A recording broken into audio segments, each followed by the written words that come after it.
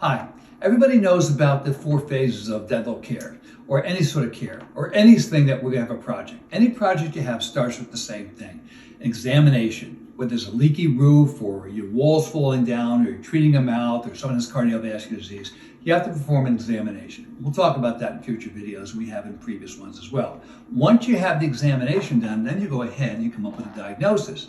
So everybody must get an exam because it's the only way you're gonna do a diagnosis. Once you have the diagnosis, then you can come up with treatment options. Not every diagnosis gets the same treatment. Certain diagnoses may get conservative treatment or surgical treatment or combinations, and those are things that are discussed with the patient. And then the 4th phase is the actual treatment. So those are what I call the 4 steps of dental examination and treatment. Examination, diagnosis, treatment plans or options, and then treatment. And we'll talk about more of this when I talk about Bob Barkley and the influence that he's had on me and all dentists that have actually studied with him. But what I want to talk about today are the 5 phases of dental care. Now, why do I talk about these 5 phases? Well, I think it's very important when you're seeing a new patient to discuss with them what you're doing at that visit. Most of the time when a patient comes into the office, dentists or physicians will look at the patient and say, okay, we got to do this, or we got to take out that tooth, or you need this test, or you need a denture, or you need endo. They don't go through all the different phases with the patient. So what I do at every new patient examination is I tell the patient, I go, today we're going to do an exam, and then I'm going to come up with a diagnosis. I'm going to give you some treatment options. Then together we can decide what the treatment's going to be. But I also tell them, what's the sequence? And I go, this is the same sequence in everybody. The first thing that I'm going to do when I see a new patient is treat their pain. So that is, let's talk about the 5 phases. There are 5 phases of care. The first thing that I'm going to do is 1, treat their pain.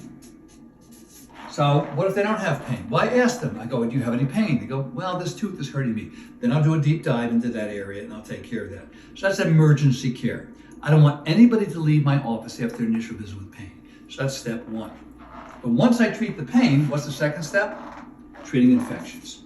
So that's infection control, or treating infections. So I'm not going to do any comprehensive examination or treatment without first treating their pain and then treating the infection. Now I'm a periodontist, so most of the infections I treat are periodontal disease. So that's going to be scaling and root plating, taking care of abscesses, maybe antibiotic therapy. For dental procedures, it's going to be caries control, maybe removing hopeless teeth, doing endo if they have endodontic infections, any bone infections. So when I tell the patient, I go, first we get you out of pain. And they go, well, I don't have any pain. I go, that's great. We don't have to do step 1. And then almost everybody who comes to see me has an infection of some sort. Some people come just for aesthetics, but that's rare. But most people have some sort of infection. So I said, then we're going to treat your infection. And then the 3rd phase, and this is what most people think about dentistry, is what I call functional rehabilitation or functional rehab. What's functional rehabilitation? This is what most people think about as the nuts and bolts of dentistry or medicine. This is crowning teeth, veneering teeth, orthodontics, bone grafting, soft tissue grafting, periodontal surgery, orthodontic care. This is where most of the dentistry takes place.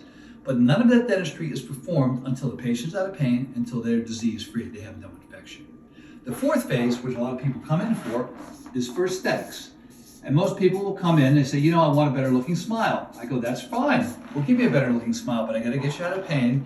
I gotta control infections, and I have to do functional rehab if it's needed. If the bite is off, I'm not going to do an aesthetic rehab and leave the back teeth not in very good shape. And I explain that to patients so they can become part of the decision-making process. And the 5th phase, which we'll talk about in greater detail in future videos, is to maintain. The maintenance phase. So what's maintenance? Maintenance is preventing future disease. Now, I tell patients, I said, you know, I'm not like an insurance salesman where I need an annuity or have to resell you insurance all the time. I go, I want to treat you once and then maintain you. My goal of therapy with every patient, whether a new patient or a patient of record, is to get you healthy and keep you healthy. Now, we have 2 parts of our practice. We have the hygiene parts, where I have hygienists cleaning teeth, and then we have the active treatment parts. I say to the patients, I want to try to get you in the hygiene part, and I don't want to pull you out of that hygiene room back into the active treatment part. I want to be able to maintain you. This building that I'm standing in now, my office, is over 100 years old, but if you walk inside this building, it looks brand new. Why? Because it's well maintained. And those of you who take really good care of certain things that are older, try to maintain it. So I talk about the maintenance. And in future videos, we're going to talk about the importance of the maintenance and why it's important to get a patient to commit to maintaining their teeth before you do any treatment. Because I think it's an ethical obligation that I have to my patients. So if I'm going to treat you, I want to maintain you. Now today I saw a patient that had severe diabetes. He was 39 years old. He had lost 6 or 7 teeth. He had 2 bridges that were only about a year old. The teeth were mobile. He was never taught about maintenance. His A1C was over 7. He'd been a diabetic since he'd been 11 years of age. His plaque control was poor. All of the teeth had a class 2 or class 3 mobility, and he was only 39 years old. It was sad to see this. And I said to him, I'd like to treat you. He says, I just want this done. I just want this done. I said, I can't do that because you're in pain and you have an infection. I said, unless you commit to scaling and root planing and antibiotic therapy for the next couple of months, I can't do any functional rehabilitation.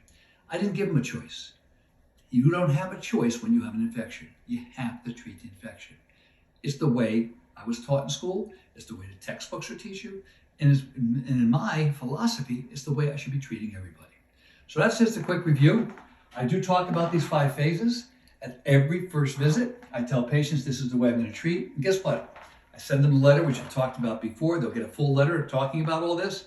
And it makes them understand. When I was done with that patient today, the 39-year-old who had diabetes and was losing teeth, he breathed a sigh of relief because he trusted me. I spent over an hour just talking with him. Having my team talk to him. I gave him a little break, and then I came back and talked to him. When I was all done, I went home and took the antibiotic. He's scheduled for scaling and loop planning, although he's had it before and it hasn't worked. It hasn't worked because his hygiene was poor. So patient education is key. And I hope these tips here help you. It's just a good way to sort of set it up. And it takes away some of the confusion because people, when they come to see us, they're confused. They have no idea what we're doing. Okay?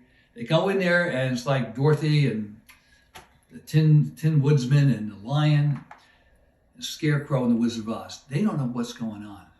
When they come into our practice, I'm like the wizard. I pull back the curtain. I go, I'm just a man back here with a microphone. I'm just a man here. I happen to go to dental school and learn a lot about teeth, but I'm just a regular guy. Let me show you what we're doing. These, as I've found to be very effective. Hope that tip today helps. And if you have any questions, you know where to get me. Have a great day.